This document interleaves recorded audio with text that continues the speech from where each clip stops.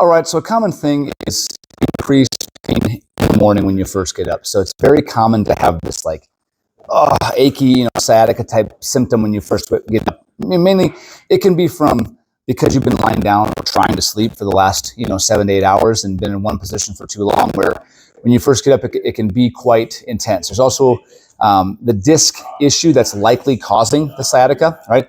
That's the most common cause. When you've been lying down, those discs kind of refill with water throughout the night. So they're extra, like, a little bulge is actually a little bit more plump, a little bit more bulged out. So let's give you a little bit of a morning kind of routine here to reduce, to calm sciatica type symptoms from bed. So first thing, if you do, this thing is really getting me. I side here.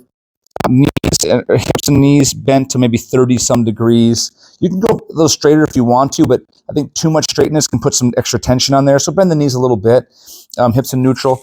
And we're just going to get a little bit of an open book or a book opener, however you want to think of this. So we're going to come this way and open up and let the thoracic and the chest and the shoulders rotate. There we go, to one side and back. So I like to have my knees, like I said, just a little bit of bend there. And we want to work into, this is some rotation right off the bat. Obviously, you want to monitor your symptoms. If this feels like as you do it, it either, slightly produces a symptom here, like, it's a little increased, but as I come back, it's gone, it's no worse, it's fine, keep going. If it feels like it feels good as you do it, the more I kind of get over there, it lessens the pain in my leg. Obviously, that's a strong green light. You want to keep going. The only way that we probably would want to stop is as we start practicing this 8, 10, 12 times, I do each side, is if it starts to make it worse and like it's staying, then it's not right. But just you can always start just little ones and then slowly get further as you go. So from there, I would roll the other side, do both sides, then go probably prone, like so. This is stomach. You can go all the way flat, or you can go up on the elbows.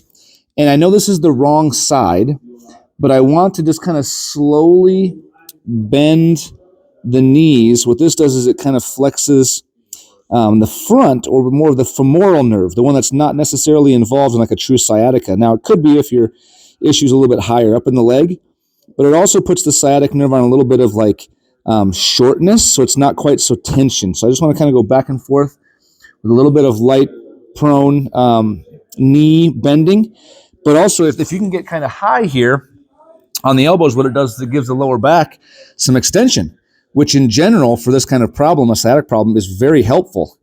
So I think I'd go here, some light. You can even like kind of test some of the toes up and down like that. Or this side, you can go toes up and down that way. From there, what I would do next is try to bring the knees and feet together, and then you could rotate the other way. So now you can kind of let the heels and feet rotate to the left and rotate to the right. A little bit tougher to do than the other one, than the book opener. If this one is really bothersome with that rotation, don't do this one. You could skip to the next one. But even if you got even just like, just even partial rotation to the side is fine. So from there, we're going to go up to the edge of the bed. And from the edge of the bed, we would do some kneeling type extension. Okay, so then what we try to do is you can either use, like, picture this as the edge of the bed or, a chair. I just use the chair. I don't have a flat surface or bed here. So go forearms from there, knees on the ground. Then you can slowly let the hips just kind of fall in to some light extension this way. So especially if extension generally helps for you anyway, I like to kind of rock in and out just so I get a little bit of thoracic, let the stomach kind of sag and fall to the floor. Then my hips are going to move in, and I'm going to move them ever so slightly as far as I can into extension, really monitoring, again, that symptom in the back of the leg. What's that feel like as I do that? Does it reduce? Does it move up? Does it move down? Is it just temporarily like, ooh, I feel it kind of pinch right there? It's increased from, say, a 4 to a 6, but then when I stop, nope, back to a 4. That's not a red light. That's not a wrong thing. Keep going with that. You just need more reps. And then it should change to either, a true red light where it's staying, and then we got to stop, or more than likely, it'll get easier as you do more and more of them. So as you keep going now it's only a 5. Keep going.